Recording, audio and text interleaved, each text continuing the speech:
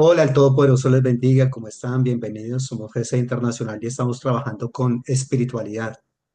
Un tema muy, muy interesante, muy pertinente, correcto, porque es definitivamente lo que el Señor espera de nosotros, ¿no? La espiritualidad. Y de esa espiritualidad hemos estado trabajando.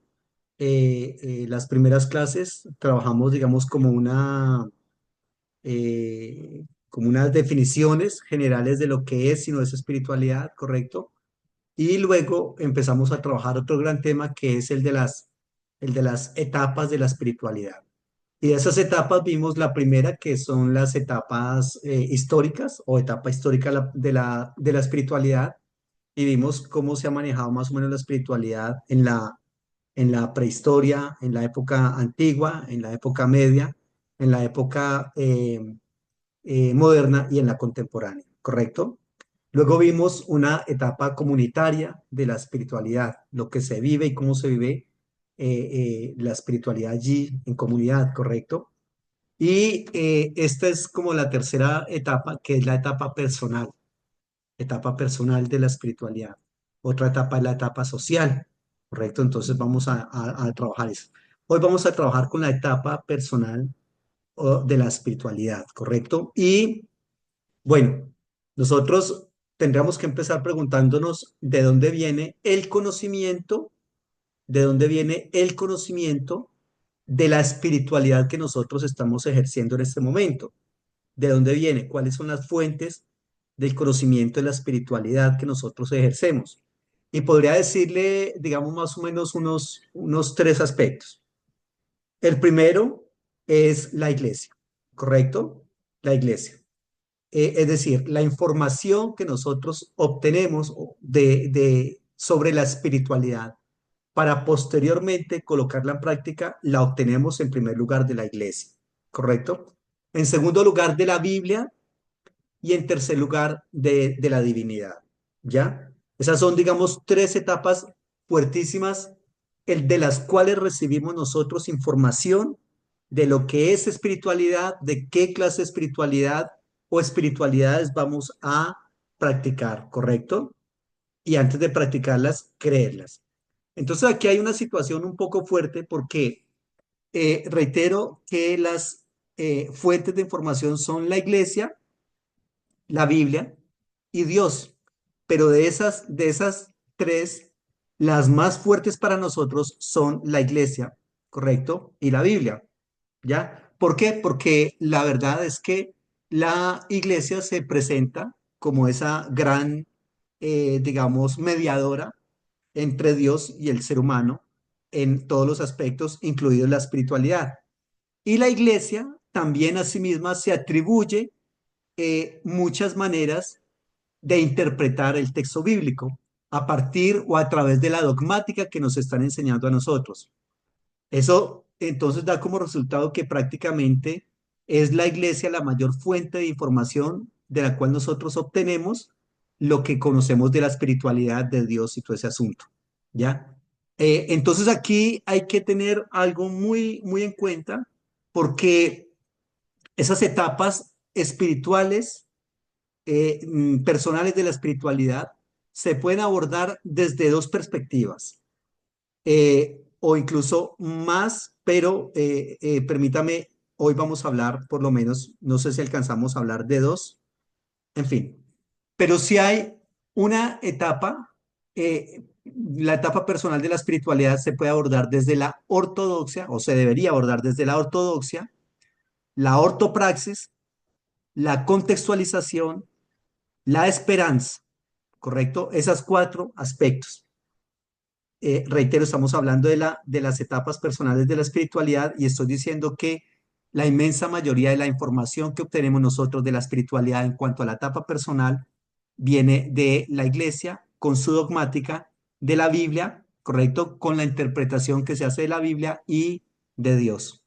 Y entonces se puede abordar desde la ortodoxia, la ortopraxis, la contextualización y la esperanza.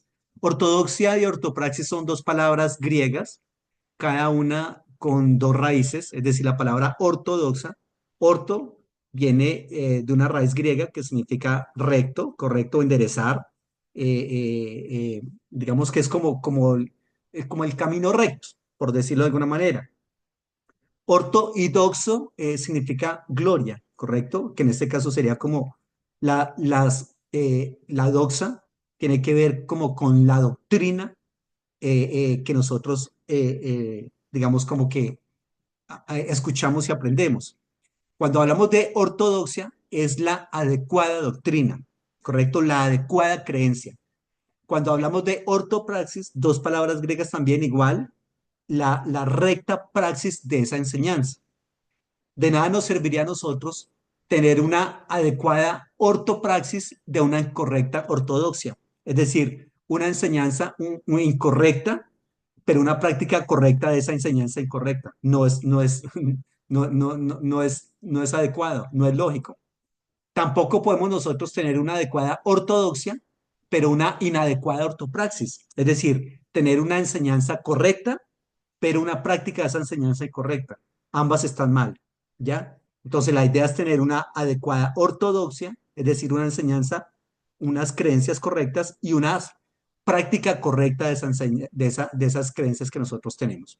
Y las otras son la contextualización y la esperanza, que vamos a hablar también de esos temas allí. Empecemos por la ortodoxia. ¿Qué es la ortodoxia? Reitero, es la correcta creencia. Es decir, lo que nosotros estamos creyendo es lo correcto. Esa es una primera parte que nosotros tenemos que preguntarnos. Es decir, ¿cuál es la dogmática que nos está rigiendo a nosotros? ¿Ya? ¿Cuáles son las creencias en las cuales nosotros hemos depositado nuestra confianza para posteriormente tener un adecuado ejercicio de una adecuada espiritualidad? Todo parte de allí, de una correcta creencia, una correcta doctrina. ¿Ya? En muchas denominaciones le llaman la sana doctrina, ¿correcto? La sana doctrina, y esa famosa sana doctrina es una frase cajón en todas las grandes reuniones oficiales de todas las denominaciones.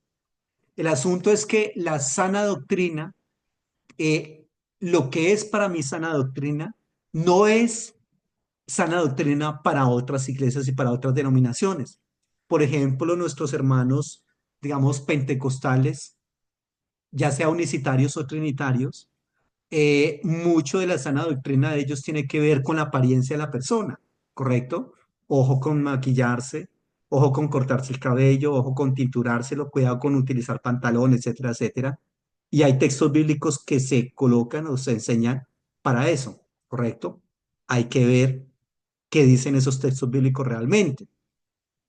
Mientras que esa sana doctrina, que incluye también, por ejemplo, la glosolalia, correcto, el hablar en lenguas, el mover del Espíritu Santo, la taumaturgia, como hemos venido dialogando. Entonces, todo eso, digamos, es sana doctrina para esta denominación. Pero cuando esa sana doctrina se compara con la sana doctrina de otras denominaciones, por ejemplo, las llamadas iglesias históricas, eso no tiene absolutamente nada que ver. Usted a una iglesia histórica, las iglesias históricas son bautista, luterana, calvinista, pero no la reformada, sino la calvinista, la otra, eh, eh, menonitas, etcétera, etcétera. Lo que es sana doctrina para los hermanos pentecostales, neopentecostales, para ellos no, eso no tiene nada que ver. O sea, a una iglesia de esas históricas, una mujer puede ir con maquillaje, puede ir con pantalón, puede haberse cortado el cabello y tinturárselo, y el pastor la ve y le dice, uy, genial, bien por esos cambios, excelente. Ya, eso pasó así. O puede una persona pasar a dirigir o a predicar con pantalón y no hay problema. O sea, que la sana doctrina que es para estas personas, la dogmática que ellos han asumido como creencias en las cuales vamos a basar toda nuestra espiritualidad, toda nuestra fe, toda nuestra creencia en Dios y toda nuestra relación con Dios y con la iglesia, para estos de acá no tiene absolutamente nada que ver con sana doctrina, ¿ya? Para estos de acá la sana doctrina es más bien un conocimiento más bíblico teológico sólido, ¿correcto? El manejo de ciertas digamos, corrientes teológicas. Acá la sana doctrina para una iglesia bautista, luterana, calvinista, etcétera, es que usted pueda decir, por ejemplo, que es una que es un amilenialismo, premilenialismo, postmilenialismo, que es, por ejemplo, los, los teólogos cesacionistas o los teólogos continuistas o los remonstrantes, o que es, por ejemplo, dispensacionalismo, ¿correcto? O que son, por ejemplo, las teorías eh, de la existencia o negación de la divinidad. O sea, todo eso es una sana doctrina para ellos, ¿sí ven? Dese cuenta. Y de pronto acá le dicen, no, cuidado usted con tomar o fumar o bailar. Y acá de pronto se puede tomar y se puede bailar y no hay ningún inconveniente, aunque se tiene mucho más conocimiento teológico que eso. Entonces, dense cuenta que ese concepto que llamamos sana doctrina realmente es solamente para el grupo al cual usted pertenece. Tenga en cuenta eso, ¿ya? Y tenga en cuenta que esa sana doctrina es el conjunto, el corpus dogmático que su iglesia decidió asumir como aspectos centrales de su fe, de su creencia y de su espiritualidad. Entonces, aquí a estas personas, en este primer grupo que les mencioné, se vive una espiritualidad más, digamos, más alrededor del templo. Se mide la espiritualidad por de pronto las veces que usted ayuna a la semana. En esas iglesias por lo general hay actividad todos los días de la semana y su espiritualidad se la miden en la medida en que usted asiste a todos los cultos y todas las actividades que hacen. En estas otras iglesias la reunión en el templo son máximo 2 veces a la semana, ¿correcto? Se viven las espiritualidades más como en la cotidianidad, no tanto si usted va o no va, si usted ayuna o no ayuna, ¿correcto? Si usted al momento de orar habla en lenguas o no hablan lenguas, o si usted danzó o no danzó para este grupo de acá, eso no tiene nada que ver, mientras que para este grupo son evidencias clásicas de una adecuada espiritualidad y de un adecuado relación con el Espíritu Santo y todo ese asunto. Ya, entonces, todo eso tiene que ver con interpretaciones que se hacen de la Biblia. Todo eso tiene que ver con interpretaciones de los versículos claves que cada denominación toma para construir su propia dogmática. Todo eso tiene que ver con el mero hecho de la teoría de inspiración bíblica que usted maneje con algo tan sencillo, pero algo tan vital y tan complejo como que para usted de pronto dice, no, es que para mí la Biblia es inspirada por Dios y la inspiración de Dios es una inspiración verbal con inerrancia. Mientras que otros de acá dicen, no, para mí la Biblia es inspirada por Dios, pero creo que es una inspiración dinámica o una inspiración natural o los diferentes niveles de inspiración, etcétera. Solamente con el mero hecho de que usted asuma una teoría de inspiración bíblica diferente, allí ya lo que usted entiende de la Biblia ya va a cambiar casi que de manera radical.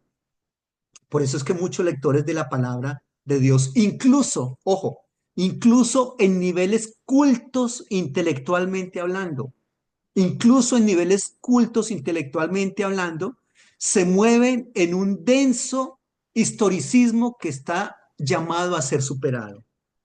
Aquí lo que le acabo de decir es que incluso puede haber una persona que pertenezca a ciertos grupos cristianos católicos o cristianos evangélicos o cristianos anglicanos o cristianos griegos, etcétera, porque hay muchísimas facciones del cristianismo, ¿correcto? Incluso puede haber en esas iglesias que pertenecen a sectores tremendamente conservadores de la interpretación de la Biblia y del evangelicalismo y todo ese asunto, puede haber gente que sea médicos, porque allí en esos movimientos hay gente médica, o gente, abogados, ingenieros, correcto, o psicólogos, etcétera, pero por el método de interpretación bíblica que les están enseñando a ellos, aunque son cultos intelectualmente hablando, eso no los exime de que la interpretación que hacen de la Biblia está basada en un historicismo de raigambre tremendamente conservador, correcto, y eso hace que la Biblia se vea de una manera muy diferente, reitero, a como la ven los otros grupos allí, que también hay gente intelectual allí, que también puede haber abogados, médicos, ingenieros y todo lo que usted quiera allí, pero que como tienen una interpretación diferente del texto bíblico, que no es tan historicista, ¿ya? Entonces ven esa interpretación de una manera muy diferente. El asunto es que cuando se ve la Biblia desde una perspectiva tan marcadamente historicista, se va a llegar a conclusiones tremendamente equivocadas y que no son avaladas por otras áreas del conocimiento. Y por lo tanto se va a entrar en una, digamos, como en una confrontación bastante fuerte entre lo que nosotros creemos de la Biblia y lo que estas ciencias del conocimiento, como la arqueología, como la historia, como las ciencias bíblicas, como los métodos exegéticos críticos, etcétera, creen de la Biblia o interpretan de la Biblia, y por lo tanto hay unos choques muy fuertes entre esas maneras de ver la Biblia y las ciencias que se utilizan muchas veces para interpretar el texto bíblico, porque esas ciencias muchas veces van a decir frente a estos métodos tremendamente conservadores de interpretación bíblica, van a decir, no, realmente no es así.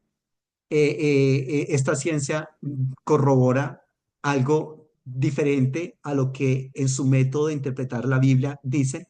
Y todo eso, recuerden que estamos trabajando espiritualidad, todo eso va a hacer que la manera en que usted ve a Dios, a la divinidad, al otro, a sí mismo, a la iglesia, a las dinámicas sociales, cambie radicalmente, ¿ya? Entonces, ese historicismo de raigambre está llamado a ser superado, ¿correcto? Porque cuando hablo de historicismo, lo que les quiero decir es que es aquella interpretación de la Biblia que entiende esa palabra de Dios como un suceso histórico, tremendamente histórico, que tuvo lugar en los términos mismos de la narración. Es decir, que todo lo que la Biblia dice definitivamente tiene que ser interpretado desde la perspectiva histórica ciceroniana que nosotros manejamos aquí en Occidente, ¿ya? Y no es así.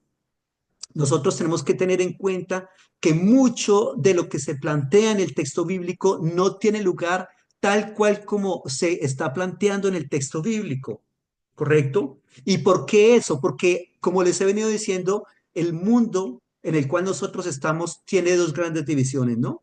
Oriente y Occidente, ¿correcto? Y siempre ha habido una pugna allí, siempre ha habido una cosmovisión diferente en Oriente y en Oriente. Y si hay un tema que sea extremadamente diferente entre Oriente y Occidente, es el concepto de historia. El concepto de historia. En Oriente, realmente el concepto de historia, en el momento en que se coloca por escrito el texto bíblico, estoy hablando de 3000 años atrás, es un concepto histórico muy diferente a lo que nosotros tenemos aquí en Occidente en la posmodernidad. Para nosotros, y cuando queremos decir que un evento es histórico, tiene que ser un evento que se puede y que se debe corroborar con la arqueología, ¿correcto? Con la cronología, que es un evento del cual se puede hablar de personajes y de hechos con fechas, ¿correcto? Con hechos fehacientes que la arqueología respalda, porque es que sí, mire que se han encontrado pruebas desde la arqueología, desde la historia, desde otras áreas del saber, ¿correcto? Y entonces se puede evidenciar que ese hecho sí tuvo lugar tal cual como se cuenta allí. Pero eso es lo que nosotros decimos aquí en Oriente, en Occidente y en la posmodernidad, que es tan delicado con todas estas fuentes de información que nosotros tenemos que ser como tan rigurosos cuando las mencionamos y todo ese asunto. En Oriente no. En el Oriente de la época de la Biblia, 3000 años atrás, no les interesaba ese concepto de historia. Allí que la arqueología dijo que tal cosa, no, no tiene nada que ver, la arqueología no nos interesa, que era lo que se sancionaba como cierto un evento histórico en la Biblia cada vez que se contaba, cada vez que se contaba, cada vez que se compartía a una nueva generación, cada vez que el padre de familia se sentaba con sus hijos allí en la noche después del trabajo y les empezaba a contar que una vez hubo entonces un huerto que se llamaba el huerto del Edén y que entonces allí habían una cantidad de árboles, pero que también había allí en la mitad el huerto, el árbol del conocimiento, el árbol de la ciencia del bien y del mal, correcto, y que entonces hubo una serpiente y que esa serpiente estaba siendo utilizada allí y que la serpiente le habló a Eva y entonces le dijo, con que Dios ha dicho qué, ¿ya? Y entonces Eva le dijo, de todos los árboles podemos comer, menos que de ese árbol que está allí, ¿correcto? Y entonces la serpiente le dice, no hay problema, pueden comer. Lo que pasa es que Dios sabe que el día que ustedes coman de ese árbol serán como Él, sabiendo el bien y el mal, ¿ya? Y obviamente Dios no quiere que ustedes sean como Él, pero yo le motivo que lo haga. Van a ser abiertos sus ojos, va a conocer usted una cantidad de situaciones. Pero entonces, todo eso sucedió así, sucedió tal cual como está escrito allí en el texto bíblico. No necesariamente, no necesariamente. Y entonces la gente empieza a especular allí de cómo la serpiente en algún momento tenía alas o tenía patas, porque a partir de allí se empieza a arrastrar en el piso, ¿correcto? Y que en algún momento la serpiente eh, de qué manera se hablaba y se comunicaba Adán y Eva con los animales. O la serpiente hablaba, correcto, y a partir de ahí Dios le quitó la potestad del habla a la serpiente. Y si la serpiente hablaba, hablaban también todos los animales, es decir, Adán y Eva se podían relacionar con todos los animales allí.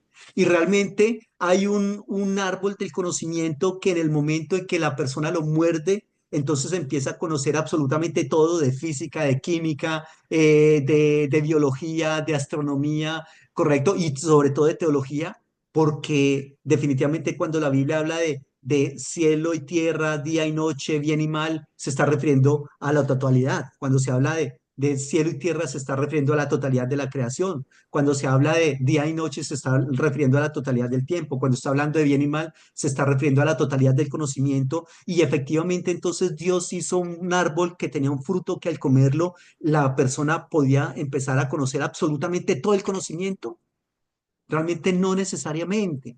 Es la manera en que la geógrafo nos cuenta una verdad, que es una verdad teológica. ¿Cuál es esa verdad teológica? Que la verdad teológica es que eh, Dios había hecho un ser humano inmortal, impecable, correcto, creado para vivir en sociedad, etcétera, etcétera, pero que ese ser humano cayó en pecado, correcto. La historia de Génesis 3 lo que pretende mostrarnos es precisamente, digamos, una realidad espiritual. ¿Cuál es la realidad espiritual? El ser humano ya no está en intimidad con Dios. El ser humano ya no está en una relación con la divinidad porque resulta que desobedeció en algo que Dios le había dicho, no debes hacer esto, ¿ya? Y el agiógrafo lo coloca de una u otra manera, ¿correcto? Es decir, el agiógrafo toma todo un escenario, construye todo un escenario allí, ¿correcto? De una serpiente, de un árbol, del huerto, ¿correcto? De una mujer que habla entonces con la serpiente y luego entonces ella le da a comer a su esposo, ¿correcto? Y luego entonces se dan cuenta que están desnudos y entonces el Todopoderoso le dice, ¿dónde estás tú? Y entonces le dice, tuve miedo porque me di cuenta que estaba desnudo y me escondí y entonces, ¿cómo que te diste cuenta? ¿Y acaso comiste el árbol que te dije que no comieras? Etcétera, etcétera. Es decir, todo eso, el agiógrafo, recordemos que el agiógrafo es el escritor sagrado, dos palabras griegas, agios, santo, y grafos, escritor, ¿correcto? El escritor santo simplemente reitero, coloca todo un escenario allí para hablarnos de una realidad teológica. ¿Cuál es la realidad teológica? El ser humano que ahora tiene una naturaleza caída. Ya, pero entonces reitero que dependiendo la iglesia a la cual nosotros pertenezcamos, entonces nos dicen que eso tal cual está allí, así es.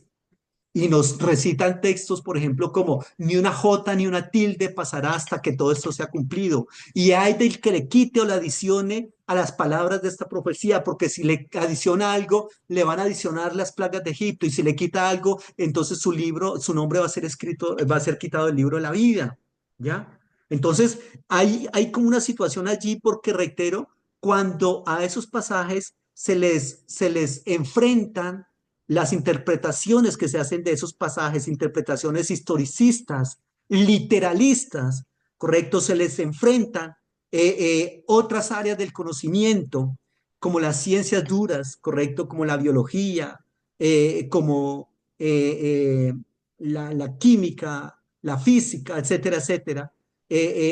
Y otras ciencias que no son tan duras, pero que sí son ciencias sociales humanas, como la historia, como la arqueología, como la misma teología. Entonces esos textos no aguantan esos exámenes, ¿ya? Y obviamente la persona entra en unas especies allí de crisis de fe, reitero, cuando se da la oportunidad de repensar esas perícopas a la luz de las ciencias, ¿correcto? Y entonces, porque se cree que reitero que cada palabra, como se plantea en la teoría de inspiración verbal con inerrancia, no solamente las frases, sino las palabras e incluso las letras, cada una de las letras de la Biblia fueron colocadas por Dios allí, fueron inspiradas por Dios, y el ser humano solamente sirve como un autómata que presta sus manos allí para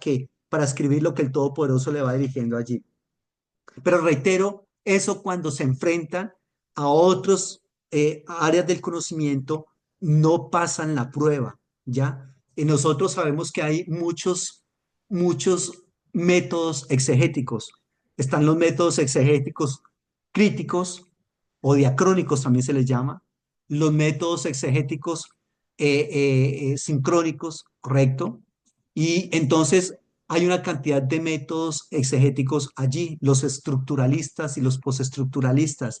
Y entonces, si a esos textos de la Biblia eh, que le acabo de mencionar, por ejemplo, Génesis 3, Génesis 4, que es el primer fratricidio de la historia, se le aplican esos métodos exegéticos críticos, como la crítica textual, la crítica a las formas, crítica a los géneros, crítica literaria, entonces no aguantan esos métodos críticos,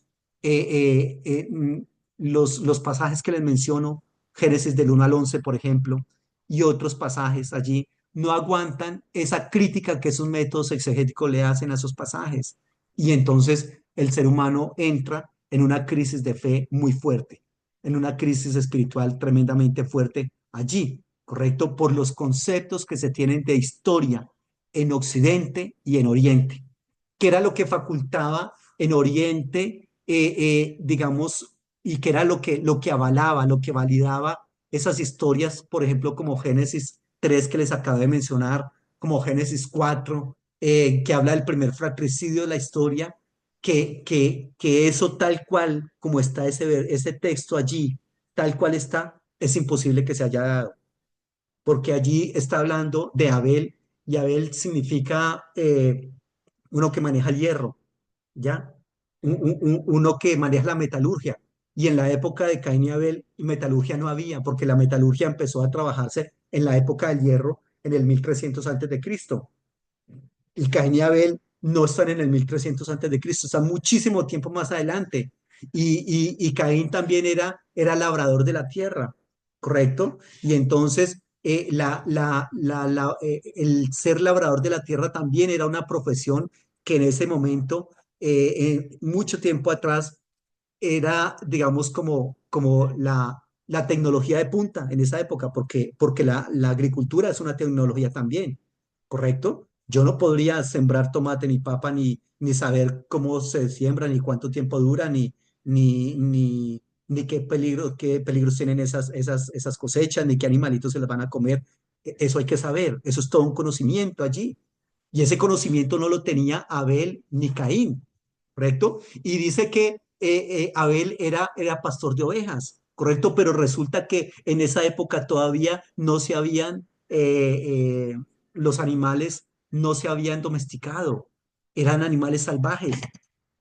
Los animales allí de los cuales la Biblia habla para esos personajes o para personajes, por ejemplo, como Abraham, que dice que tenía no sé cuántos camellos, o Job, que tenía no sé cuántos camellos, no sé cuántas cabras, no sé cuántas, los camellos no se domesticaron en esa época. Los camellos se domesticaron por allá en el 800, 700, 600 antes de Cristo. Y mire dónde está Job y mire dónde está Abraham. Pero la Biblia dice que ellos tenían una cantidad de camellos, una cantidad de cabras allí, ¿correcto? Entonces, Abel tampoco pudo ser pastor de ovejas porque en la época en que ellos vivieron, si fueron los primeros hijos engendrados allí, no existían esas tecnologías. Y reitero, entonces, ¿cómo lidio yo con esos conocimientos que me han venido dando en mi iglesia, con esas interpretaciones que me han venido dando en mis denominaciones, correcto? Con una espiritualidad que yo tengo que manejar para el siglo XXI y cuando entonces los detractores de la Biblia, y no solamente los detractores de la Biblia, sino gente que está dentro del cristianismo, que ama a Dios, que ama a la iglesia, como ustedes, como yo, que ama la Biblia, pero que hacemos un acercamiento a la Biblia un poco más crítico, decimos, eso no puede ser tal cual está escrito allí, ¿ya? Entonces, reitero, vienen unas crisis muy fuertes de entonces, ¿quién es Dios? ¿Qué es la Biblia? ¿Cómo vivo mi espiritualidad? ¿Qué debo creer? ¿Qué no debo creer? ¿Qué debo enseñarle a los otros? ¿Qué debo practicar? ¿Ya? Entonces, fíjese cómo desde complicado ese aspecto. Estamos hablando del primer aspecto de la etapa personal de la espiritualidad, que es la ortodoxia, la correcta doctrina, es decir, la correcta creencia de Dios, de la Biblia, de la iglesia, de la espiritualidad, porque de ahí parte todo, ¿ya?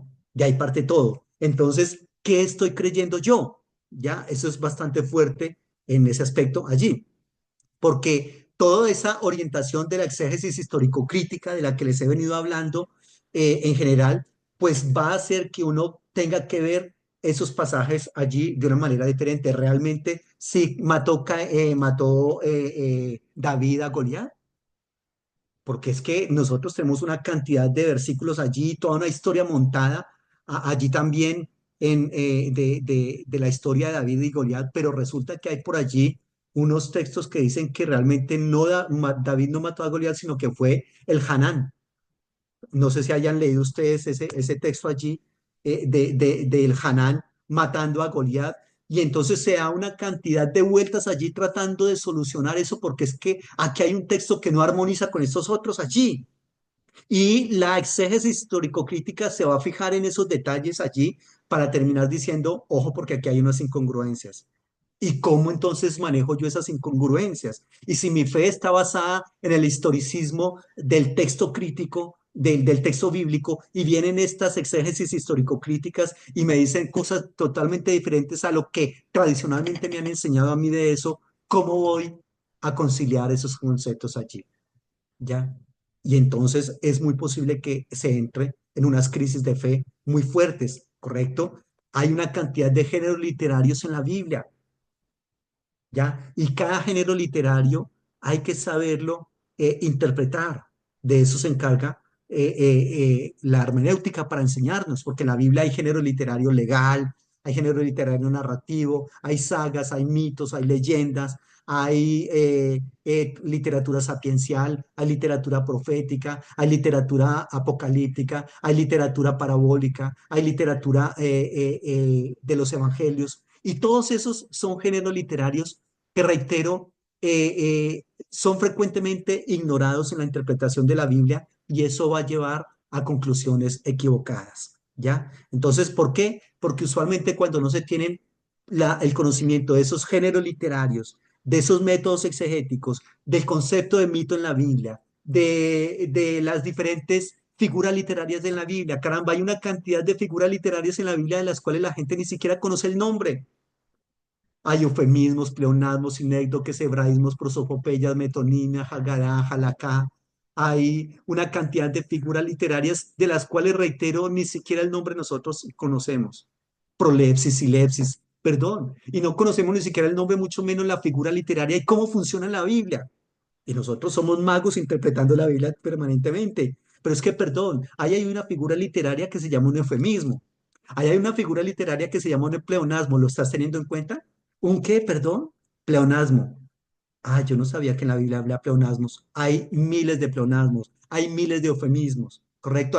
Hay cantidades de prolepsis, de silepsis, ¿ya? Y entonces todo eso nos va a llevar, obviamente, a interpretaciones, pues, que salidas de contexto, ¿correcto? Entonces eso es bastante fuerte allí para que nosotros interpretemos el texto bíblico para posteriormente colocar mi confianza y mi creencia en qué. ¿En qué estoy colocando mi creencia? En la literalidad del texto bíblico y cuando la NASA dice y cuando la arqueología dice y cuando se dice que este texto realmente no funciona así, entonces como que toda nuestra estantería se cae. Entonces, Sol detente en Gabaón y tú luna en el valle de Jalón, y entonces con base en esa interpretación de ese texto muchas veces se consideró que todo el sistema solar giraba alrededor de la Tierra, ¿correcto? Entonces, se atrevió a decir un científico por allá, Galileo Galilei, no, no, un momento, no, no es geocéntrico, es heliocéntrico, todo gira alrededor del Sol. Y entonces la iglesia lo toma y bueno, entonces, ¿cómo es el asunto con usted, mijo? Porque usted ya está muy hereje. O se retracta de lo que dice y sigue viviendo, o si vuelve a decir que es imposible que nuestro sistema solar sea geocéntrico, aquí lo matamos, mijo, porque es que tenemos que defender la literalidad de la Biblia con su propia vida, mijo. Y entonces el Señor tuvo que retractarse, ¿correcto? Aunque cuando salió de allí, de toda esa cantidad de lobos feroces allí, listo a devorarlo por lo que había acabado de decir, aunque salió de allí diciendo, definitivamente no es así. Todo es heliocéntrico, todo gira alrededor del Sol. ¿Correcto? Pero delante de ellos tuvo que excusarse y que esos conocimientos científicos no cabían allí, ¿correcto? Y efectivamente no cabían en toda la dogmática de la Iglesia católica en ese momento, ¿correcto? Pero la ciencia decía una cosa totalmente diferente, ¿ya? Entonces, reitero, todo ese popular historicismo lleva a unas profundas crisis de fe en los lectores de la Biblia. Todo esto que estoy diciendo para muchas personas sonaría a herejía. ¿Ese tipo qué está diciendo? ¿Cómo se le ocurre decir eso? ¿Ya?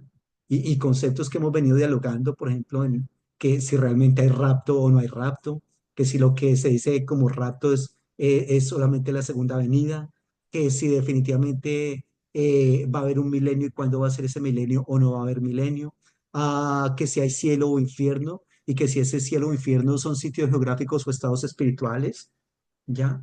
Entonces hay una cantidad, todo esto que nosotros trabajamos en la teología, para lo que nos sirve es para que nosotros hagamos un adecuado análisis, una adecuada evaluación crítica, ojalá crítica, de todo aquello en lo cual nosotros hemos colocado nuestras creencias, nuestra confianza, y que qué pasa si, reitero, una área de conocimiento que no sea la dogmática, entonces nos dice una conclusión diferente de un texto de la Biblia o de una pericopa completa, entonces, ¿qué va a pasar?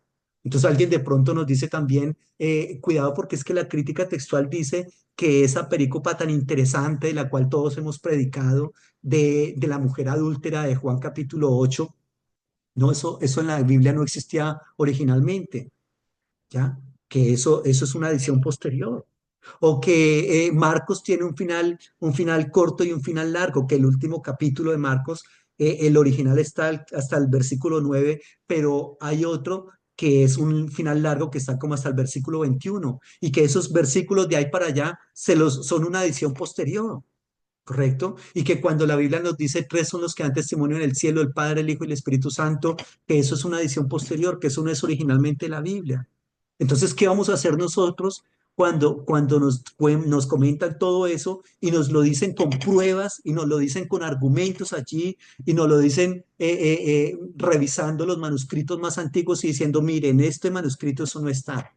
Entonces, obviamente, las personas llegan a unas profundas crisis espirituales, crisis de fe, que si usted sabe manejar eso de una manera adecuada y usted tiene una mentalidad abierta, y una mentalidad de la investigación, eso le va a servir a usted de catarsis, ¿correcto? De descargarse, decir, ah, de razón, si yo tenía una preocupación enorme, yo le cuento una cosa, yo tenía una preocupación enorme.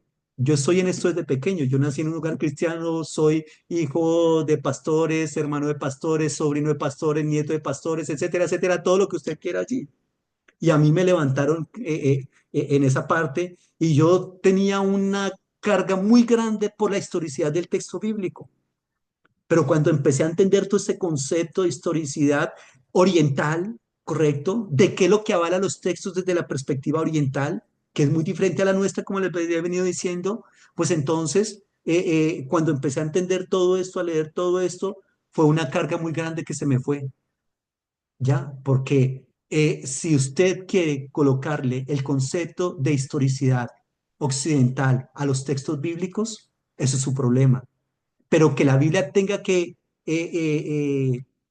cumplir con los requerimientos que usted como occidental posmoderno, como ser humano occidental posmoderno, quiere colocar en un texto que fue escrito en una época, en una latitud oriental, en una época antigua, correcto, con una cosmovisión totalmente diferente a la suya, y sin embargo quiere que la Biblia cumpla con sus estándares de historicidad, eso ya es su decisión.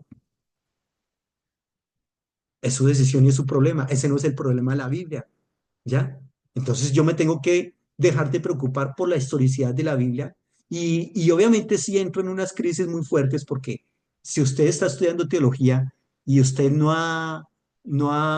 digamos, no ha vivido esos episodios de crisis, o pasan dos cosas. O una, sabía muchísimo usted y todo lo que usted empezó a escuchar estudiando teología, ya lo sabía, yo lo había escuchado.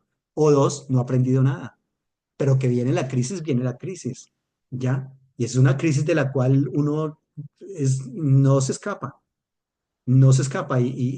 Yo recuerdo que llegó el momento en que yo no quería predicar, pastor de una iglesia que tenía que pasar varias veces a la semana a predicar, pero ya no quería. Ya lo quería porque había una cantidad de exabruptos que había estado enseñando desde la iglesia, desde el púlpito, porque era lo que me habían enseñado a mí, que ahora cuando vienen y me dicen una cantidad de argumentos allí, me empiezan a hacer ver la Biblia y acercarme a la Biblia desde un análisis crítico, correcto, con las ciencias bíblicas y otras ciencias, otras áreas del conocimiento. Entonces ya veo que llego a conclusiones diferentes y yo digo, caramba, yo no quiero seguir predicando porque no quiero seguir predicando errores aquí. ¿Y qué me paro a decir allá el domingo en el púlpito si lo más seguro es que estoy enseñando mentiras? ¿Ya? ¿Cómo vamos hasta el momento? ¿Me estoy haciendo entender de lo que les estoy diciendo? ¿Tienen alguna pregunta, aporte, comentario? Todo muy bien, profesor, gracias. Bueno, gracias a los otros compañeros.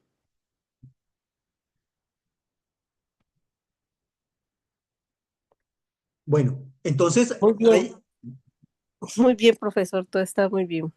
ok, John también dice aquí, todo está bien. Bueno, entonces, uno nota Excelente. ciertas, uno nota ciertas contradicciones allí en el texto bíblico. ¿Ya? Entonces, uno nota, por ejemplo, que Génesis capítulo 1 nos cuenta una historia de la creación y Génesis con el capítulo 2 nos cuenta otra historia, ¿ya? Entonces, Génesis capítulo 1 nos habla de una cosmogonía acuática, mientras que Génesis capítulo 2 nos muestra una cosmogonía terrestre. Y así podríamos pasar, digamos, por la lupa del conocimiento crítico del texto bíblico y vamos a encontrarnos que hay una cantidad de situaciones allí que a nosotros nos enseñaron que la Biblia era inerrante e infalible, ¿ya? Inerrante e infalible. Y cuando uno confronta estas dos palabras, inerrante e infalible, con todas estas ciencias críticas, uno dice, caramba, creo que no es por ahí, ¿ya? Y entonces uno dice, pero yo hasta ahora había creído en una teoría de inspiración verbal con inerrancia, pero a partir de esto, pues creo que tengo que cambiar la teoría de inspiración a partir de la cual yo interpreto la Biblia. Porque la teoría de inspiración verbal con inerrancia me dice que Dios dictó cada una de las palabras, frases, letras de la Biblia, ¿correcto? Y si Dios las dictó, pues obviamente Dios no puede contener errores en sí mismo. Obviamente la Biblia, al ser palabra dictada de Dios, entonces tiene que ser infalible e inerrante. Pero entonces, ¿cómo lidio esos conceptos con esto de acá? ¿Ya? Y entonces hay esas contradicciones que vienen acá. Acto seguido, tengo que decir, tengo que cambiar la teoría de inspiración bíblica que manejaba. Entonces, tengo que empezar a echar mano. ¿Cuáles otras teorías de inspiración hay? Ah, sí, inspiración natural, diversos niveles de inspiración, inspiración dinámica, y entonces empezar como a validar esos otros conceptos allí y efectivamente entender que la palabra de Dios, otra pregunta allí, ¿es la Biblia es palabra de Dios o contiene la palabra de Dios?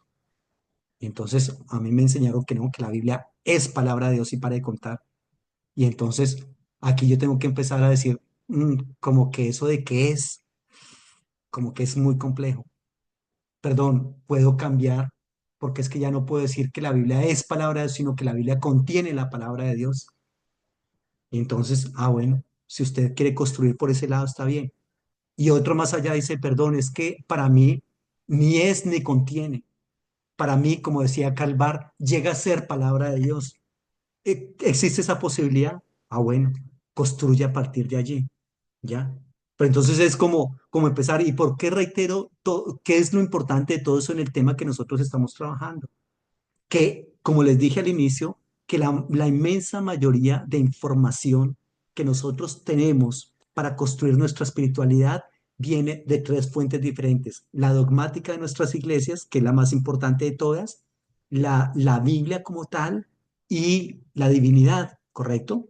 El problema es que la divinidad y la interpretación de la Biblia están mediadas por la dogmática de la iglesia. ¿Ya? ¿Eso qué significa? Que cuando el laico se quiere acercar al texto bíblico, ¿correcto? Entonces se estrella con un muro muy grande, un muro que está en la Iglesia Católica. Ese muro está conformado por el magisterio de la Iglesia, ¿ya? El magisterio de la Iglesia. Nosotros le decimos magisterio a los profesores, ¿no? A los que trabajan con el gobierno y que son profesores de colegios, escuelas y universidades allí. En la iglesia, el magisterio de la iglesia es un corpus allí de eruditos que se reservan el derecho de interpretar el texto bíblico, ¿correcto? Entonces ese magisterio de la iglesia es el que le dice, es el que saca esos pronunciamientos oficiales de que este texto significa ABC. Entonces, cuando el laico quiere ir a la Biblia y leerla e interpretarla, entonces se encuentra con ese muro fuertísimo que es el magisterio de la iglesia, ¿ya? Que el laico había dicho, este texto significa T, significa ABC, pero el magisterio de la iglesia había dicho, no, ese texto no significa eso, significa esto, esto y esto y esto. La gran ventaja del magisterio de la Iglesia Católica es que está conformado por los mayores eruditos, teólogos, biblistas, exégetas, ¿correcto? Los mayores lingüistas, filólogos, etcétera, porque la Iglesia Católica es riquísima en eso. Y ellos son los que interpretan ese aspecto, ¿ya? Ahora, el asunto es que en las iglesias evangélicas también hay un magisterio, ¿ya? Obviamente no se menciona de esa manera, no se llama así. ¿Cómo se llama? De pronto se llama el consistorio, o se le llama, por ejemplo, la junta local, o la junta de ancianos, o la junta de ministros. Bueno, yo no sé cómo le llamarán en su iglesia.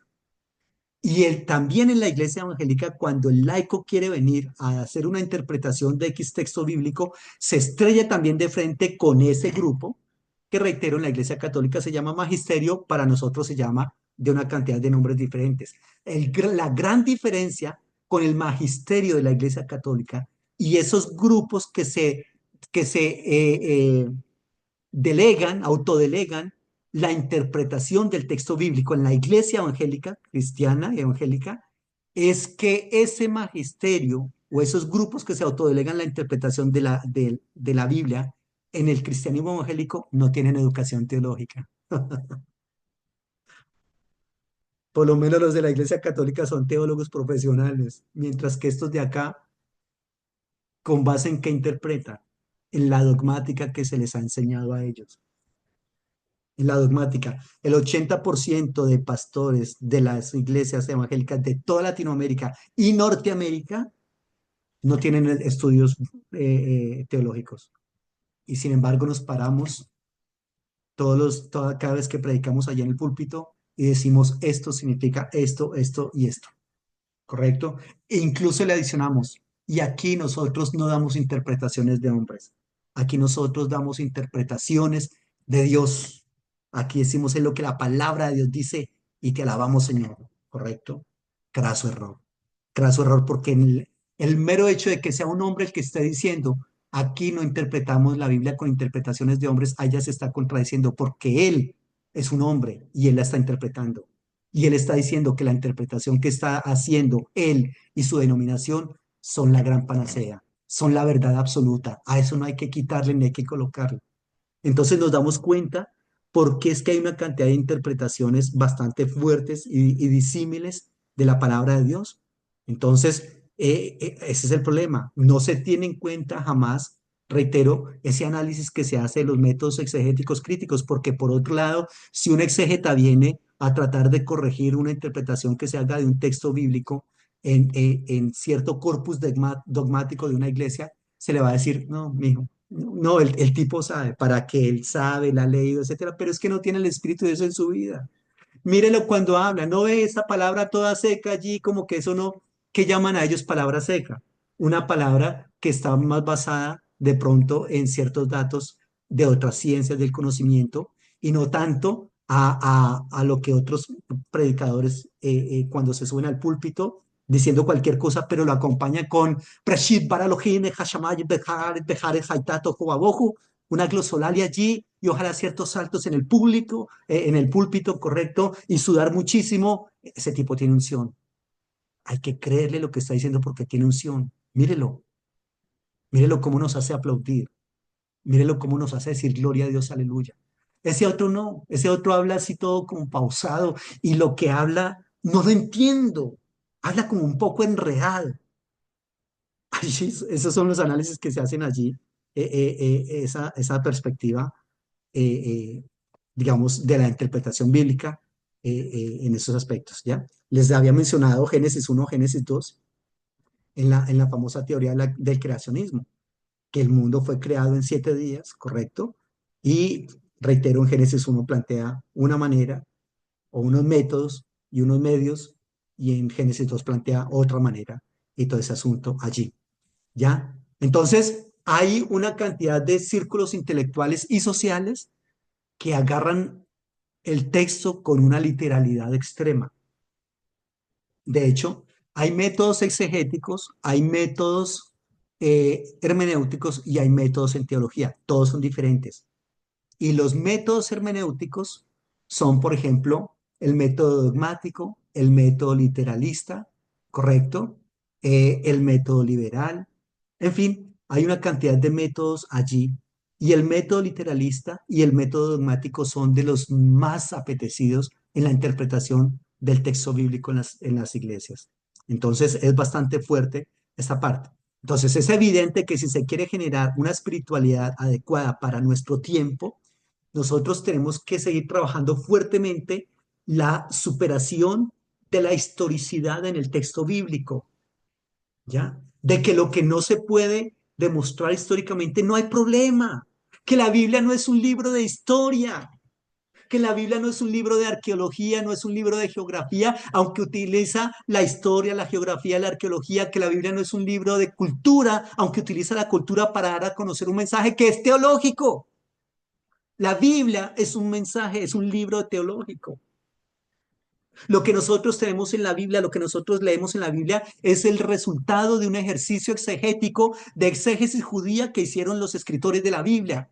Ellos hicieron un ejercicio exegético, ¿correcto? Y colocaron por escrito ese ejercicio exegético combinándolo con hermenéutica para los lectores de su momento, para los lectores de su tiempo, del momento en que lo colocaron por escrito. ¿Para qué? Para solucionar problemas que ellos veían en la sociedad israelita de su momento.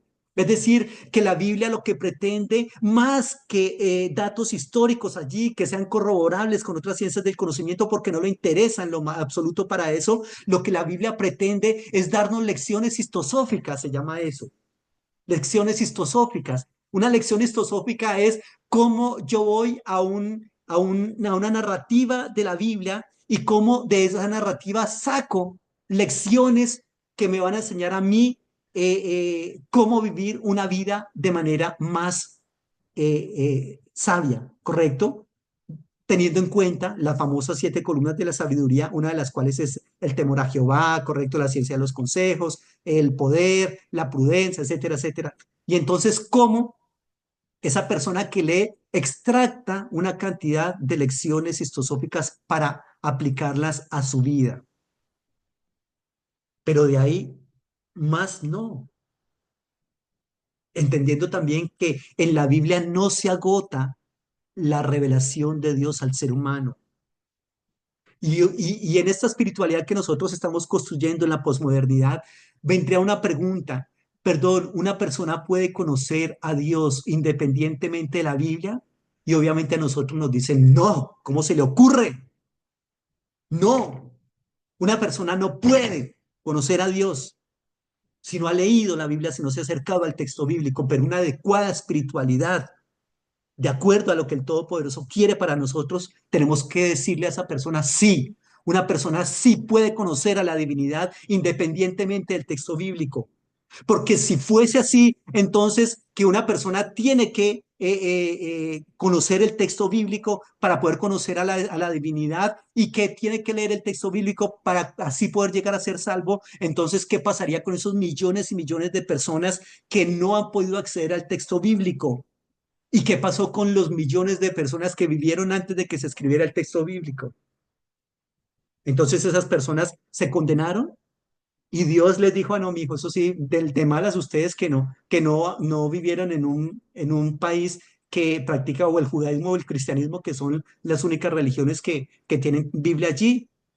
Entonces, ¿qué pasa con los hinduistas, budistas y musulmanes? ¿Y qué pasa con esas otras 10.000 religiones que hay allí que no tienen en cuenta la Biblia como texto sagrado? Dios no puede decirles a ellos nada. Dios no puede pedirles cuentas a ellos porque es que si solamente podemos conocer a Dios a través de la Biblia, entonces esas personas van a decir, "Mm, yo ni siquiera sabía que existía Biblia, o sí sabía, pero nunca la leí porque yo como vivo en un país comunista, o yo como vivo aquí en un lugar donde practicamos el Islam y el libro sagrado del Islam es el Corán, o el canon Tipicaka, o el canon Palí, o el Bhagavad Gita, ¿ya? Y entonces perdón, ¿cómo nos va a pedir cuentas de lo que dice la Biblia cuando mi texto sagrado es este? Independientemente de que una persona conozca o no el texto sagrado, la Biblia, independientemente de que si la haya leído, no puede conocer a la divinidad y puede llegar a ser salvo o ser condenado. Porque a más de la Biblia hay algo que Pablo lo dice con esa famosa frase, la ley escrita en sus corazones. Hay algo más poderoso que la Biblia, que es la ley escrita en sus corazones. ¿Y por qué poderoso? Porque una persona puede decirle a Dios, Señor, nunca leí la Biblia, no sabía ni qué decía, o algunas historias sí me las contaron por allí, pero frente a esa respuesta de ese ser humano, Dios le va a decir, tranquilo, mijo, porque en la Biblia había unos principios divinos y esos principios divinos yo los coloqué en ti desde antes de nacer. Desde el momento en que tú fuiste engendrado, yo coloqué en ti la famosa ley escrita en sus corazones. Entonces, allí tenemos que tener en cuenta, no se trata de desechar el texto bíblico. Amo la Biblia, amo la Biblia. Para mí es el mejor libro que existe en el mundo. Para mí en la Biblia está la solución a los problemas más álgidos de la humanidad. Para mí la Biblia es un libro tan interesante, tan cautivante que llevo dedicándole mi vida al estudio y le dedicaré todo el resto de vida que me queda al estudio de ese libro porque es insondable, porque es que me descresta, es que es una cosa impresionante, es el mejor libro escrito. Pero de allí a que nosotros tengamos una bibliolatría, que idolatremos este texto allí pensando que Dios se agota en el texto bíblico allí, pensando que Dios no se puede revelar a ningún ser humano si no es a través de la Biblia. No, no, porque de ahí estaríamos coartando ese concepto de espiritualidad que tiene la divinidad, ¿correcto? Entendamos que la Biblia es solamente el texto sagrado de dos grandes religiones, que es el judaísmo y el cristianismo, ¿correcto? Y eso que para los judíos solamente la mitad de la Biblia, ¿correcto? Solamente Antiguo Testamento, Nuevo Testamento no va, ¿ya? Pero son solamente esos, es decir, 1.300, 1.500 millones de personas, y en el mundo tenemos 8.000 millones de personas, señor, y entonces esos 2.000, esos 6.000 millones restantes, ¿qué? Ah, no, eso sí, si no conocen Biblia, lo lamento por ellos, no, Dios no está agotado en la Biblia. Recuerden que les decía en las etapas históricas de la Biblia, la espiritualidad fue secuestrada por la religión, ¿correcto? Y la religión después dio como resultado un texto sagrado, que en este caso, reitero, es la Biblia. Y la espiritualidad había sido secuestrada por la religión y luego la religión da como resultado un texto sagrado y la espiritualidad sigue siendo secuestrada todavía más por el texto sagrado. Y la interpretación de ese texto sagrado fue secuestrada por la dogmática de cada una de nuestras denominaciones. Y la espiritualidad entonces se fue secuestrada en la dogmática. Y mire cómo una cosa tan amplia como la es la espiritualidad se reduce a algo tan mínimo como la dogmática. ¿Cómo vamos hasta el momento? Preguntas.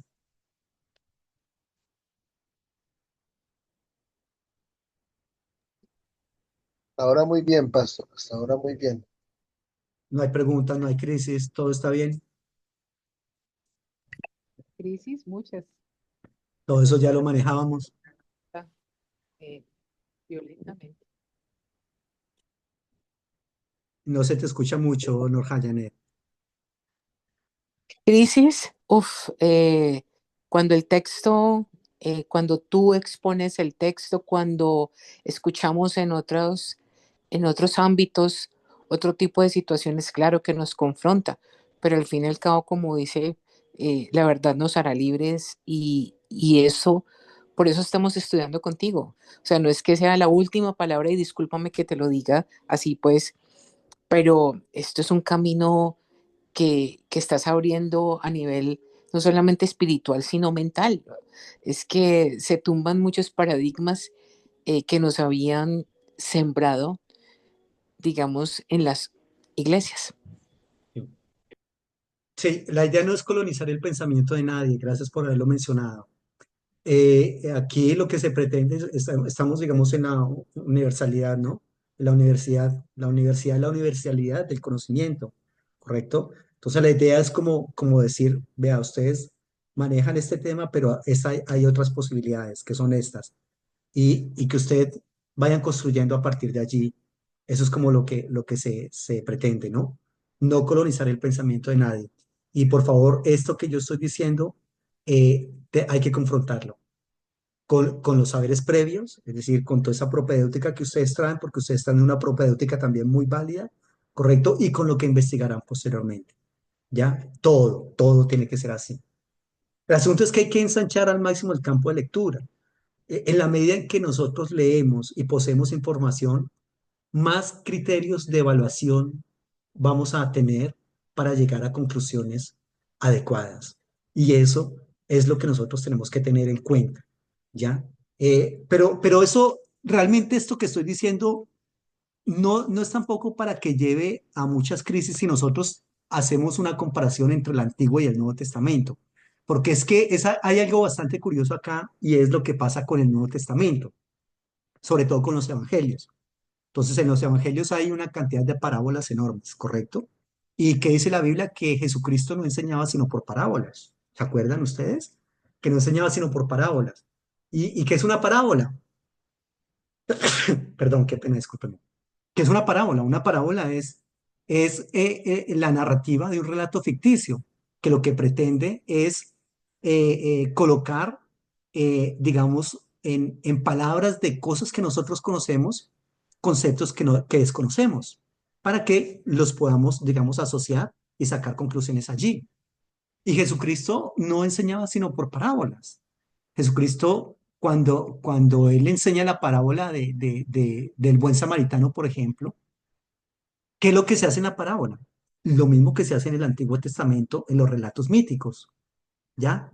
Que es tratar de tomar, tratar de tomar, digamos, elementos verdaderos, ¿correcto? Elementos existentes, que son, que están, que la gente los conoce, y construir con ellos una historia que no es una historia real, ¿ya? Por ejemplo, en la parábola del buen samaritano, existe Jerusalén. Recuerden que había una persona que venía de adorar en Jerusalén, ¿correcto? Y que por el camino lo encontraron unos ladrones, lo golpearon, lo despojaron, etcétera, etcétera. Que pasa un sacerdote, que pasa un levita y que pasa un samaritano. Todos esos elementos existen. Se puede corroborar que existe Jerusalén y que existe el templo en Jerusalén. Se puede corroborar todo el sistema de adoración en el templo en Jerusalén. Y se puede corroborar que hay una cantidad de gente que va y viene, ¿correcto?, de adorar allí en Jerusalén. Se puede corroborar que hay un sistema clerical que existe allí, los sacerdotes existen, los levitas existen, todo el mundo los conoce, ¿correcto? Y existen también los samaritanos. Y los ladrones también existen porque muchos han sido atracados por ellos. Pero cuando Jesucristo toma todos esos elementos existentes y los toma para construir una narrativa, esa narrativa él se la inventa. Es decir, muchos han sido atracados allí y a muchos de los que atracan los patean, correcto, y los dejan malheridos y a algunos los matan, etcétera, etcétera. Pero que cuando Cristo habla de la parábola del buen samaritano, él está allí como escondido detrás de una pared allí y se está dando cuenta que hay unos ladrones que están pateando y él dice, pero mire cómo lo patean. Hola, pero ¿por qué si ya lo robaron? ¿Para qué le van a hacer daño? Hola, pero qué atrevidos son. No, él no presenció eso. Él toma todos esos elementos ciertos, verdaderos, existentes, y con todos esos elementos verdaderos crea una historia inexistente. Inexistente no porque no tenga lugar, porque tiene lugar todos los días, allá y acá en nuestro contexto, sino porque él no presenció esa parte allí. Note que él no dice, les voy a contar algo que yo me di cuenta. Yo venía por allí bajando y vi que unos ladrones. No, él no dice eso. Él cuenta la historia tal cual se la inventó. ¿Correcto?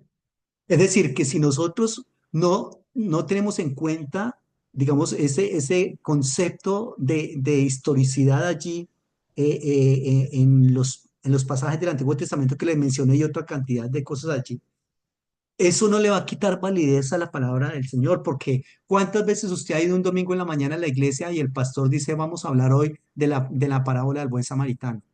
Y usted no está allí en su asiento diciendo, un momento, pastor, qué pena. Qué pena, yo no le acepto eso porque es que eso no existió. Jesucristo se inventó eso. ¿Cómo usted va a pretender que yo saque lecciones histosóficas para mi vida, para mi realidad, para mi cotidianidad de un elemento o de un evento que no tuvo lugar? No, por favor, no, ¿qué va? Nosotros no decimos eso.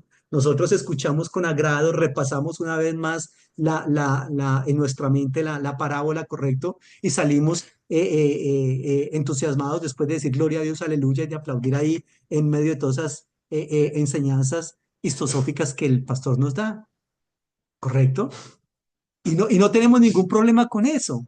Entonces, ¿por qué cuando se trata del Antiguo Testamento, entonces sí vamos a tener problema porque este texto no puede ser histórico desde la perspectiva ciceroniana de historia que nosotros manejamos en Occidente? ¿Sí me hago entender allí cómo es el asunto? Entonces tenemos que tener en cuenta eso. ¿De qué se pretende con todos esos textos del Antiguo y del Nuevo Testamento, que en el Nuevo Testamento los aceptamos sin ningún problema, pero que en el Antiguo Testamento nos causa crisis? ¿Qué es lo que se pretende allí? Todas esas historias y todas estas narrativas míticas que hay en el texto bíblico, lo que pretenden es constituirse como arquetipos. Un arquetipo es un evento fundante, ¿correcto? Un evento fundante en el cual se nos quiere enseñar qué pasó, cuáles son los hechos que se cuentan ahí en esas narrativas, qué dijo Dios de eso, cómo se pronunció Dios, y si Dios avaló o si Dios condenó el actuar de X personajes y de cuáles personajes aceptó el actuar y de cuáles personajes condenó el actuar. Para que nosotros tengamos, reitero, referentes arquetípicos de cómo debo actuar entonces yo en mi vida y de que, dependiendo del actuar en mi vida, qué puedo esperar de la divinidad. que avale mi actuar o que lo condene. ¿Ya? Entonces tenemos que tener en cuenta esas perspectivas y más bien utilizar todos esos métodos exegéticos que nosotros tenemos cuando intentemos acercarnos a la palabra de Dios para tratar de sacar esas lecciones filosóficas allí, ¿ya? Teniendo en cuenta que esos métodos exegéticos, dependiendo de lo que yo quiera averiguar del texto como tal, entonces voy a trabajar en los métodos exegéticos. ¿Ya? Por ejemplo, si yo quiero averiguar qué es lo que está detrás de un texto allí, entonces utilizo los métodos exegéticos críticos. Si quiero no averiguar tanto lo que está detrás del texto, sino el texto como tal, utilizo los métodos exegéticos estructuralistas. ¿Ya? Bienvenida a la semiótica. ¿Ya? Entonces, tenemos que tener en cuenta esos aspectos y que esas herramientas son simplemente eso, herramientas. Los métodos exegéticos son herramientas y que muchas veces cuando uno utiliza las herramientas adecuadas para llevar adelante una labor específica, los resultados, dependiendo las herramientas, así serán los resultados de ese trabajo que nosotros estamos llevando adelante. Y eso pasa también con la Biblia, ¿ya? Entonces, ese es el asunto. Pero el texto es el que tiene que cobrar protagonismo, no la dogmática de mi denominación.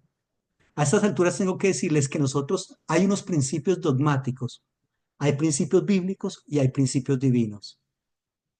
Ojo con eso. Hay principios dogmáticos, hay principios bíblicos y hay principios divinos. El principio dogmático es como lo que les decía ahora al iniciar la clase. En la denominación, la dogmática es, las mujeres no usan pantalón, no se maquillan, no se cortan el cabello, ojo de ir a fiestas, eh, no tomar, no fumar, no bailar apretadito, etcétera, etcétera. Pero que esa dogmática no es la misma dogmática que tienen en otras denominaciones. Entonces, ese principio dogmático, no sé qué punto y hasta qué aspecto será valioso e importante en su vida. En la mía decidí que no tenía que tener tanta importancia. ¿Por qué? ¿Por qué? Porque sencillamente el principio dogmático, la inmensa mayoría de veces no está de acuerdo con el principio bíblico y mucho menos con el principio divino. ¿Ya? Entonces, si el principio dogmático no, entonces vamos al principio bíblico. Depende, depende. Porque es que yo le digo, por ejemplo, recordarán ustedes ese pasaje que habla en el libro de Números cuando hay un personaje que está recogiendo leña en el día de reposo. No sabían qué hacer con él y lo echan a la cárcel y entonces ahí en la cárcel le preguntan al Todopoderoso, ¿qué tenemos que hacer con esa persona? ¿Y cuál es la perspectiva de él? Dice, mátenlo, apedréenlo, sáquenlo fuera del campamento y apedréenlo. ¿Por qué? ¿Por estar recogiendo leña en el día de reposo? Sí, por estar recogiendo leña. Es un principio bíblico. ¿Está en la Biblia? Igual que otros principios como cuando el Señor dice, mátenlo todo, quémenlo todo, destruyanlo todo. Y fácilmente alguien diría, no, pero es que obviamente no, pues eso era para esas épocas, ahorita no, etcétera, etcétera. No, no se crea, no se crea, porque en las cruzadas esos fueron los textos que se utilizaron para matar a una cantidad de gente. Y Hitler cuando llevó adelante su programa, el nazismo, utilizaba textos bíblicos. Y son los mismos textos bíblicos que están utilizando los sionistas en este momento para matar y masacrar a la gente de Gaza, a los gazatíes. Son textos bíblicos. Y son textos bíblicos que utiliza Estados Unidos para creerse los mesías del mundo y para meterse en todas las guerras del mundo, ¿correcto? Porque ellos, según eso, ellos son los llamados por Dios y establecidos por Dios para mantener el orden del mundo, ¿correcto? Pero obviamente entonces hay unas justificaciones allí detrás de eso, hay unas justificaciones políticas, económicas, de bélicas, etcétera. Sin embargo, las justifican con textos bíblicos. Entonces eso de que el principio bíblico, no porque es que ahí está hablando es para esa otra época, no. Cuando la gente quiere sacar esos textos bíblicos para justificar cosas allí, la saca. La famosa, les hablaba en una clase anterior de la famosa yihad musulmana, que utilizan también textos bíblicos, textos del Corán, ¿correcto? Y para responderle a la yihad musulmana, la guerra santa de los judíos y la guerra santa del cristianismo, entonces también tienen otros textos bíblicos allí. ¿Ya? Entonces, ahí hay principios dogmáticos y principios bíblicos que, reitero, no siempre se puede aplicar el principio bíblico, que está ahí en el texto bíblico. Nos queda una cosa, nos queda el principio divino. el principio divino. Y ese principio divino es el que nosotros tenemos que observar eh, eh, eh, para también poder observar una adecuada espiritualidad, el principio divino. Y alguien me diría, bueno, ¿y cuál es el principio divino entonces? Podríamos decir que el principio divino estaría basado en los 10 mandamientos, pero no solamente en los 10 mandamientos, sino en la reinterpretación, es decir, en la jalacá y jagadá que hace Jesucristo de ese texto bíblico. De pronto, eh, yo digo una cosa que puede sonar a herejía, como muchas cosas que he dicho en esta clase que pueden sonar a herejía, pero de pronto, ¿qué es Biblia? Biblia es Éxodo 20, del 1 al 17 y Mateo capítulo 5, 6 y 7. Ya, eso es Biblia. Y el resto de libros, entonces, ¿para qué? Todo eso es para ampliar, para argumentar, para explicar el porqué de ese Éxodo 20, del 1 al 17 y Mateo capítulo 4, 5, 6 y 7. Pero todo el mensaje de la Biblia está contenido allí en esas perícopas que les estoy indicando. ¿Ya? Y ahí entonces está el principio divino. Pero el principio divino no está sujeto al texto bíblico. El principio divino está allí, es la misma famosa ley escrita en sus corazones de la que les estaba mencionando anteriormente. Y ese principio divino es el que Dios va a decir, ¿correcto? Y no es principio bíblico solamente porque en el decálogo divino está, no cometerás adulterio, ¿correcto? Pero en el Mateo 5, 6 y 7 dice, espéreme, yo le explico qué es, porque no es solamente cuando lo encuentran allí en el coito, ¿correcto? Sino que si usted mira a un hombre o a una mujer para codiciarla, ya adulteró con ella en el corazón y allá dice no matarás, pero acá dice, ojo, porque matar no es solamente quitarle la vida a una persona se puede matar profesionalmente, se puede matar intelectualmente, les puede estar matando la fe a ustedes con teología, ¿correcto? Entonces, ese no matar no es solamente quitarle la vida, es simplemente anularlo en muchas áreas del conocimiento, ¿ya? E incluso el no matar es aborrecer a otra persona. Entonces, recordemos cómo Jesucristo, en una adecuada espiritualidad, en una espiritualidad más, eh, eh, eh, se me olvidó esta palabra, en una espiritualidad escatológica, ¿correcto? Dice, ojo, porque no es solamente el acto como tal, el hecho como tal, sino que son las intenciones del corazón. Y eso es lo que cuesta, la intención del corazón. Tiene mucho que ver con el principio divino. ¿Me explico lo que les estoy diciendo allí? Entonces allí tenemos que tener en cuenta todos esos aspectos en esta parte. Entonces, nosotros tenemos que leer la Biblia desde posiciones literarias científicas, cultivadas, ¿ya? Para que surja una espiritualidad bíblica adecuada para el momento presente. Porque no creo tampoco lo que dicen muchas personas del texto bíblico, de que eso es un libro que ya está tremendamente obsoleto. Pero es que, perdón, un texto que fue escrito hace 3000 años, ¿cómo pretenden que le diga a un hombre la posmodernidad lo que tiene que decir? No, eso ya tenemos es que sacarlo allí, ¿no? Se puede construir una espiritualidad bíblica tremendamente pertinente para la posmodernidad, absolutamente para cualquier tema, el tema que sea, colóquelo allí. Y sacamos una espiritualidad a partir de la Biblia de ese tema, por muy posmoderno que sea. Claro que sí, pero para eso hay que hacer ¿qué? Un deconstruccionismo de la dogmática que me han venido enseñando a mí, un deconstruccionismo de la dogmática con la cual he sido educado, y eso es tan complicado, no es tan sencillo, porque es un despojarme de todo lo que yo durante algún tiempo o durante muchísimos años de mi vida creí que era verdad. Y ahora entonces me encuentro como que, a ver, ahí hay otras interpretaciones que se pueden llevar a cabo, ¿ya? Entonces es importante una formación bíblico-teológica, una formación exegética, en idiomas bíblicos, en espiritualidad, que no está presente en las comunidades cristianas y que se hace cada vez más necesario en las comunidades cristianas, ¿ya? Porque tenemos que tener en cuenta que la ignorancia bíblico-teológica es bárbara, es densa. Y si bien la Biblia es el libro más vendido del mundo, es uno de los menos leídos y menos interpretado de manera adecuada. Y si hay una elevada, una muy elevada ignorancia frente al texto bíblico, es mucho más la ignorancia que existe del Antiguo Testamento que del Nuevo Testamento. Es tremendamente, usualmente, ¿qué dice la gente cuando lee un texto de la Biblia y dense cuenta? Cualquier texto de la Biblia que se lee y del cual se predica y se enseña en una iglesia es desde una óptica cristológica, para ver a Cristo allí. Entonces Cristo se ve desde Génesis 3, Cristo se ve en la serpiente que levantaron en el desierto, Cristo se ve en el maná, Cristo se ve en la Pascua, etcétera, para ver a Jesucristo allí y no es correcto, no es correcto.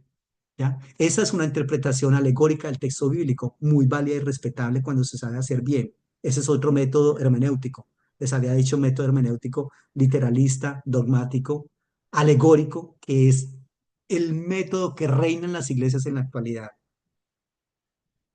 ¿Ya? Pero el asunto es que se trabaja sin saber exactamente de qué es que se está refiriendo así. Entonces, tenemos que hacer esfuerzos muy fuertes, muy grandes, desde estas instituciones teológicas, desde usted que tiene el conocimiento teológico. No interesa si usted no comparte un púlpito en una iglesia. Hay cantidad de redes sociales. Yo soy muy activo en redes sociales, pero compartiendo este aspecto, no tanto la foto para el Face de que fui a ABC, no, de qué dice, de las verdades bíblicas, de la verdad espiritual, ¿correcto? Allí tenemos que tener en cuenta esos aspectos. Bueno, en fin, eso en cuanto al primer aspecto que era la adecuada ortodoxia, la adecuada creencia que yo tengo que tener, la recta creencia a partir del texto bíblico. ¿Y por qué estamos diciendo que a partir del texto bíblico? Porque como les comenté desde el inicio, obtenemos la inmensa mayoría de la información para llevar adelante una adecuada práctica espiritual. La mayor información que obtenemos la obtenemos de la dogmática, de la Biblia y de la divinidad. Y que de esos dos aspectos, de esos tres aspectos, los dos más poderosos son dogmática y Biblia. Y de esos, el más poderoso es dogmática. Y que tenemos que replantearnos muchos aspectos de la dogmática que hemos venido trabajando. ¿Cómo vamos? Ya se ha acabado el tiempo, un poquito. ¿Alguien que tiene algo para decir, para aportar? Me preocupa, todo quedó bien explicado o nada explicado.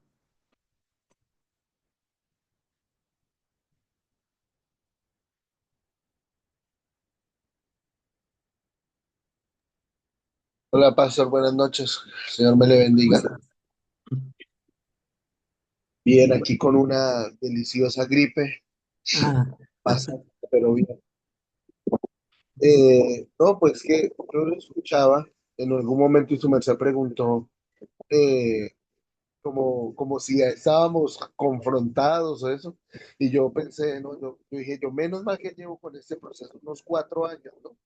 Porque no me imaginaba tomando este curso así como venías, o sea, el Elkin de hace 4 años tomando ese curso ahorita me hubiese colapsado y me sentí muy identificado con lo que su merced decía de que llega un momento en el que incluso yo dije, uy, ¿qué he estado enseñando? ¿Qué he estado predicando? ¿No? Pero creo que eso es un ejercicio muy honesto que muestra ese deseo de ser correctos en la interpretación o lo más correctos posible en la interpretación. Y sí, yo creo que he cometido muchos errores también en algún momento y ahí vamos corrigiendo. Entonces, no, excelente, muchísimas gracias. Me quedaron un par de dudas. Me quedó, por ejemplo, la duda de lo del texto que su merced decía del personaje que aparecía matando a Goliat. Tengo que pegarme la investigadita. Y la pregunta puntual que quería hacerle es la siguiente, pastor.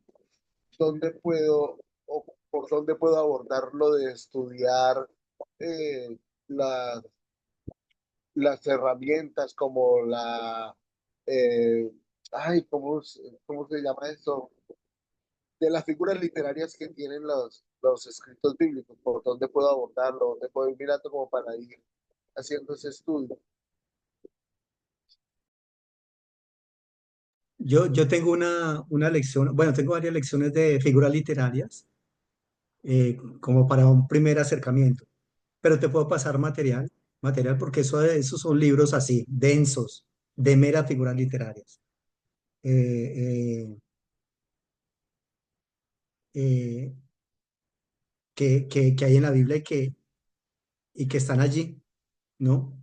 Eh, pero te los puedo pasar con muchísimo gusto. Me agradecería un montón, Pastor. Y de nuevo, muchas gracias. Excelente, ¿no? Excelente. Rompe la cabeza, rompe estructuras, pero es necesario. Segundo Samuel 21:19. Hubo otra vez guerra en Gob contra los filisteos, en el cual el Hanán, hijo de Jaré, Orejín, de Belén, mató a Goliat, Geteo, el asta de cuya lanza era como el rodillo de un telar. Hay algunas traducciones que le adicionaron a este texto, le adicionaron, mató al hermano de Goliat, pero la crítica textual dice que esa palabra hermano no va allí. Ahora, el asunto es que hay, en la crítica textual hay un principio y es que cuando hay, digamos, varios textos que cuentan una misma historia, pero en uno de esos textos se dice algo diferente, hay que prestarle más atención a ese que dice algo diferente que a los textos que se uniforman, porque la tendencia de los copistas es uniformar, ¿correcto? Para que no haya esas incongruencias. Pero a veces se le escapan algunos manuscritos que no quedaron uniformados, como es el caso de este, donde se dice que el que mató a Goliat fuera un señor que se llamaba el Hanán, hijo de Jareh Oregim. Y aquí se ha dicho, han tratado de solucionar varios aspectos. Primero, que David tenía dos nombres, David el Hanán, pero pues es como muy allí. Segundo, que era no Goliat, sino el hermano de Goliat, correcto. Y otro aspecto allí es que definitivamente sí, no fue David el que mató a Goliat, sino el Hanán, sino que como David se presenta como el paradigmático rey de Israel, entonces eh, eh, a él se atribuyen, digamos, como las grandes hazañas para engrandecer este personaje, ¿correcto? Porque reitero, porque es el paradigmático rey de Israel y el hombre conforme al corazón de Dios. Entonces la idea es colocar en esos personajes hazañas que los hagan dignos de ser imitados, ¿correcto? Dignos de ser admirados, que yo quiero ser como David.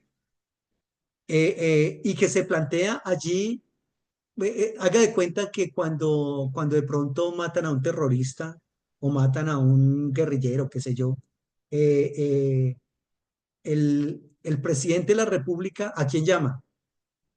El presidente de la República, o cuando en la locución de la noche, el presidente va a hablar porque es que dimos de baja al guerrillero tal o al paramilitar tal aquí en Colombia. Y entonces ¿quién está allí? ¿Quién está ahí detrás o al lado del presidente? Está el ministro de Defensa. Y el presidente le dice al ministro de Defensa, señor ministro de Defensa, le felicito porque usted ha llevado adelante una misión de la cual estábamos detrás de ella hace mucho tiempo y ha devuelto la fe en las instituciones militares de nuestra amada patria, etcétera, etcétera. Pero el tipo que estaba haciendo, el ministro de Defensa, ese man no estaba allá, ese tipo estaba por ahí tomando tinto o estaba en la casa o estaba jugando golf o estaba pero a él es al que le atribuyen la muerte del otro. Y por razones de seguridad y por razones de contexto, por razones de jerarquía, ¿dónde está el soldado que disparó el tiro? ¿Dónde está ese soldado? No, ese era un soldado profesional cualquiera, eso cualquiera fue, pero ese ni siquiera se le reconoce nada y fue el que lo mató, ¿ya? Entonces se cree que algo así sucedió acá, ¿ya? que como este es el paradigmático rey de Israel, entonces a él se le atribuye la muerte de este personaje, pero que realmente no fue él. Y reitero, alguien dirá, pero perdón, es que se tienen cuántos capítulos contando esa historia de David y Goliat, y ahora un solo versículo que dice que no fue él, y entonces ese solo versículo tiene más poder que los otros. La crítica textual dice, hay que echarle mano a esos versículos que hablan lo que no cuentan los otros, ¿ya? Pero voy a ir más allá, voy a ir más allá. El hecho de que ese sea un evento histórico o no, el hecho de que David sí haya matado o no a Goliat, son las lecciones histosóficas. La lección es histosófica. En ese caso, ¿cuál es la lección histosófica? De nada me sirve a mí que un estudiante cuando me escuche hablar de eso diga, voy a demostrarle a este tipo que sí, David mató a Goliat y me haga una exégesis de esos pasajes y me diga que este erudito dice tal cosa y que este erudito dice etcétera, etcétera. Sí, luego de todo eso, este personaje no saca las lecciones histosóficas a partir de esa historia, que son las que con las cuales nosotros tenemos que quedar. ¿Cuáles son las lecciones histosóficas que yo parto, que yo debo sacar de la historia de David y Goliat? Que muchas veces yo, frente a tantas dinámicas de la vida y frente a tantas instituciones de la vida que nos rigen mundialmente, soy un pequeño David, pero que así como esas instituciones son Goliat y yo un pequeño David, tengo la posibilidad de destruir esas instituciones. ¿Cómo así? ¿Yo puedo destruir una institución? ¿Qué puedo hacer yo contra la Organización Mundial de la Salud? ¿Qué puedo hacer yo contra la ONU? ¿Qué puedo hacer yo contra el Fondo Monetario Internacional? ¿Qué puedo hacer yo contra el Club de París? ¿Qué puedo hacer yo contra los grandes potentados del petróleo que están explorando petróleo con el fracking? ¿Qué puedo yo hacer contra una multinacional como Smurfit Kappa? ¿Qué puedo hacer yo contra una multinacional como Monsanto? Pues sí, ese pasaje y esa hazaña de David contra Goliat me puede decir que yo, como David, con lo rústico de mis herramientas, con lo rústico de mi conocimiento y con las pocas posibilidades que tengo, puedo terminar destruyendo una organización de esas.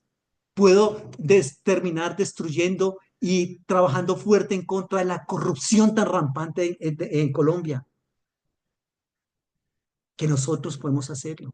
Eso es aquello con lo cual yo me debo quedar, que siendo un pequeño David puedo pelear contra un cáncer en mi familia, contra un cáncer en mi vida, contra la economía tan paupérrima que tengo, ¿correcto? Contra el gigante que sea allí.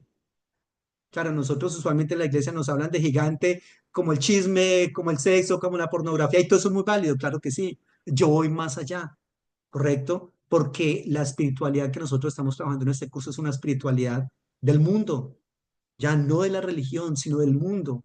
Y la espiritualidad del mundo me dice a mí, y efectivamente sí hay teólogos que se han echado al hombro esas peleas contra la economía neoliberal, le hace a Franz Hinkelhammer, a Richard Pablo, a Pablo Richard, contra todas estas problemáticas que hay en contra de, del calentamiento global y todo este asunto de ecología.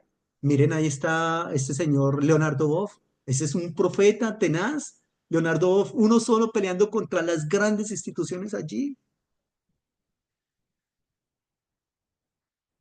Que todas estas situaciones de injusticia que nos deja este neoliberalismo, ¿quién ha luchado contra eso? Pues ahí está la teología de la liberación, ahí están los teólogos de la liberación, que se han echado al hombro esas problemáticas y que las han llevado adelante. Son pequeños David contra Goliat. Entonces, no importa en sí que esa historia no sea verdad allá o que sea verdad allá, y no importa tanto que usted se haga un método, un trabajo de grado doctoral para demostrar que sí o que no, que voy a demostrar que definitivamente no fue David, sino que fue el Hanán.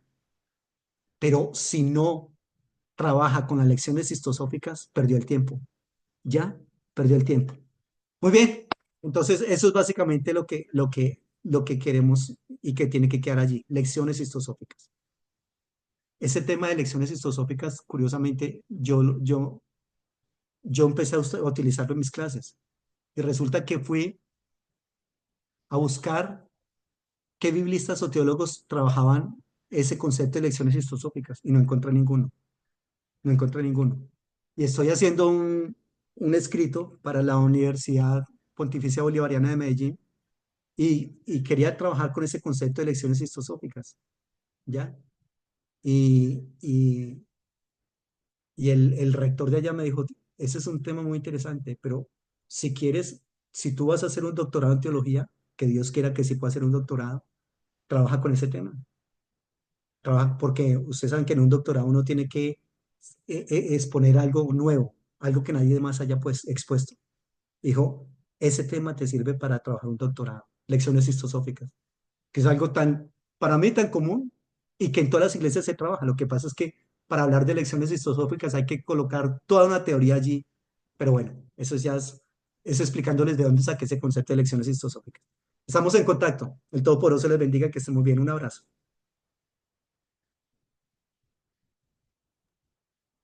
Entonces, pastor, bendiciones.